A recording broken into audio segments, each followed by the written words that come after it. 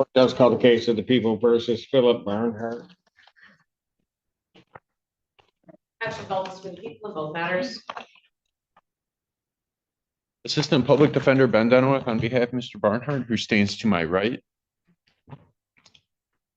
Would you state your name for the record, please? Philip Barnhard. What are we doing? Your Honor, Mr. Barnhard is prepared to waive his exams. I think there may be another issue that the APA wants to bring up, though. The court in receipt of the bond violation report from Community Corrections. I have a report dated September 10th, the progress report, yes. Yes, Your Honor. And I understand that the defendant was released from jail on September the 2nd, went to Community Corrections to test on September the 3rd. And when he tested on September the 3rd, he tested positive for cocaine, THC, benzodiazepines, and Suboxone. I understand also that this was his first test, so there is an argument that he may not have been on bond at the time that these substances were consumed, therefore it may not be a bond violation. However, I did double check X jail and he was booked on August 31st and released on September the 2nd. This opening sets the tone perfectly. A man barely out of jail, already testing positive for a cocktail of drugs. Cocaine, THC, Suboxone, all within days of his release. The defense tries to twist the timeline, suggesting he might have used before his release. But let's be real, when your system lights up like that right after you walk free, it doesn't scream fresh start. It screams addiction with no breaks. So there were 3 days in custody. So it's possible that certainly the THC could have been from before. The cocaine I'm less certain of, with extremely heavy use, maybe 96 hours on cocaine, but no matter what, these are OWIs at least 4 and 5, and there's another pending OWI in Wayne County. I'm very concerned that he is not able to control his substance use and is a danger to the community. Your Honor, I believe there's a window that would make this not a bond violation. I think if he would have used on August 30th or the 31st. But if this is a 5 and this is showing up in his system at all, I would consider him a danger to the public and that his bond is inappropriately set. So I'll let you make your argument. But can I have just a second, Your Honor? Sure. Well, yeah, I just think there's possibilities that he's not used after being arrested. And those what? Cocaine could stay in his system for up to a week if there's heavy use. So the failure. Let's say, I don't know, a week, but let's say What's fascinating here is how both sides interpret danger. The defense argues he's not driving, so no harm. But the judge and prosecutor see a deeper issue, a man with multiple DUIs who keeps spiraling. In the justice system, patterns matter. They're not judging a single test. They're judging a repeated failure to stop risking lives. The tension isn't just legal, it's moral. I agree with you regarding that.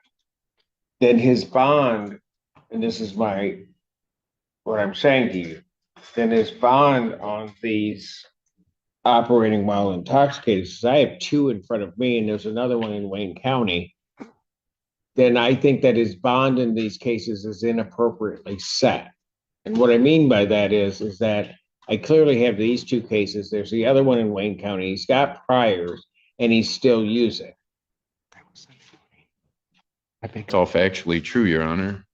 Or he's at least not passing the test. Would the court be willing to have him test today? Would he come back clean? Yes, sir. But here's again my problem, counsel. My problem is really the danger to the community. Because I have an incident that occurred in February of 23. This other one occurred in July of 2023 or 23.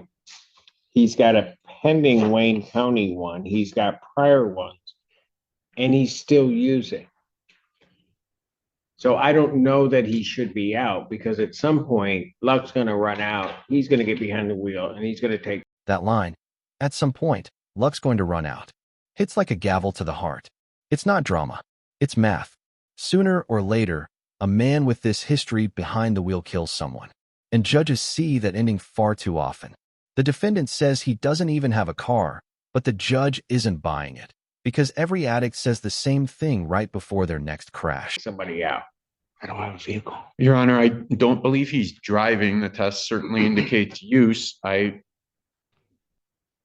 Look, drunk driving is absolutely dangerous, but there's no dispute. I think if he's using drugs in his own home, I don't believe that's a danger to the community that rises to the level of him needing to be incarcerated.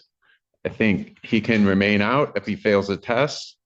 That would be a bond violation at this point because that would be the 29th, 28th or 29th. So if he fails the test at this point, that would conclusively prove use while on bond. And I think absolutely the court at that point would have undeniable jurisdiction to revoke his bond. I would say that at this point proves he's actually a danger to the community. So you're arguing to me that with all, this is legitimately 4 and 5 with another one pending in Wayne County and he's still using, you're saying it doesn't show to me that he's a danger to the community? I think if he was driving, I wouldn't absolutely not even argue that, no question. I think him failing those tests, and we don't have a pattern or anything like that. You know, we don't know if this is a one-time slip up. We don't know if he's used while he was on bond. I think the court could allow him to test today, and that would solve the problem. I would wholeheartedly disagree that there's no pattern. I think that the defendant having 3 previous convictions for OWI in 2002, 2004, and 2016, a 2023 Wayne County case, a 2023 Washtenaw County case, and a 2024 Washtenaw County case is absolutely a pattern. Furthermore, Your Honor, in this matter, if I recall correctly, and I think I do, but I will make sure, I believe his BAC was incredibly high. And I'm going to double check that before I make that search to the court. But if I recall correctly, I think in both cases, his blood alcohol content was above a 0.3. That's correct, Your Honor. Now the prosecutor lays it all out. 2002, 2004, 2016, 2023, and now again. That's not bad luck. That's a 20-year cycle of danger. When he says both BAC readings were above 0.3, that's nearly lethal intoxication. Most people would be unconscious at that level. Yet he drove. This isn't just about law-breaking. It's about someone gambling with other people's lives again and again. If this isn't a pattern, I don't know what a pattern is.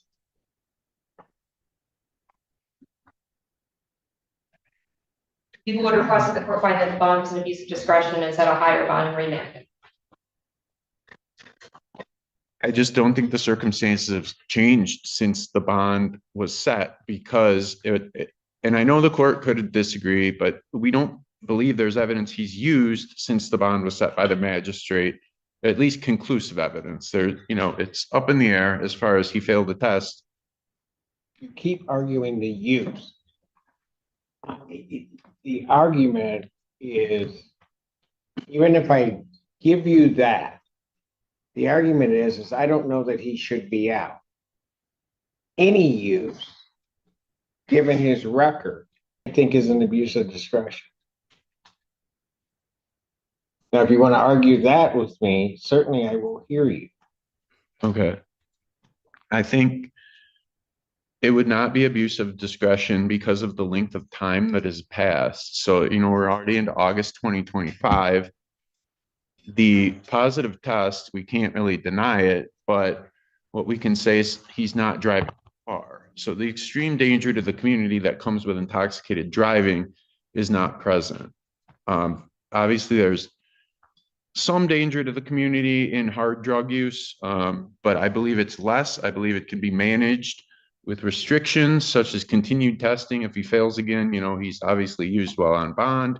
The court could do that. I think the court could order increased testing. You could put him on 3 times a week. I think he was on 1 time a week. I mean, the court could order testing every day if the court felt that necessary. There's a lot of options other than just incarcerating him. What did you wish these set for? I'm sorry? What did you wish these set for? Preliminary examination? No, he's going to waive. He's waiving. All right. So at this point, what I will do is his bond is going to be changed. I'm going to set it at $25,000 cash or surety. So you're The $25,000 bond isn't about punishment. It's about protection. The court gave him chance after chance, and still, he relapsed before even hitting trial. This moment shows the core dilemma in America's justice system. How do you balance mercy for addiction with safety for the public? In this case, the judge chooses safety. waiving your right to preliminary examination in these cases. Sir. You understand that a preliminary examination is a proceeding where the people would have to show by probable cause that the offenses alleged were committed and that you committed them. Yes, sir. You understand you will not have that hearing on either one of these matters, and that this will proceed to circuit court for further resolution. Sir. People also waive their right. We waive, Your Honor. I do believe he previously posted $25,000. Oh, are on both of these? I think that's what my notes reflect, is that that's what it was set at. I mean, I thought they were PRs. Sign the It form might to have been waive after PRs, the- and 25,000 on PRs, but I There, I have on each of these that, so people do waive we do. preliminary examination, haven't been waived, defendants bound over to circuit court on a single count in each case. We will stand mute, waive the formal reading. Defendant having waived formal reading, standing mute, court will enter not guilty plea pretrial. Custody pretrial date. September 24th at 1:30 with good time. September 24th, 2025, 1:30 before Judge Conlon in each of these matters. The bond, as indicated, is set in each case. It will be changed from a personal recognizance to a $25,000 cash or surety. Defendant is remanded. Yes, you may. As the courtroom calms, you can almost feel the exhaustion in the air. Everyone, the defense, the prosecutor, the judge, knows how this story usually ends. Jail, rehab, relapse, repeat. But the truth is, the system can't save someone who refuses to save himself. And that's the tragic reality of addiction cases. They don't end with anger, they end with fatigue.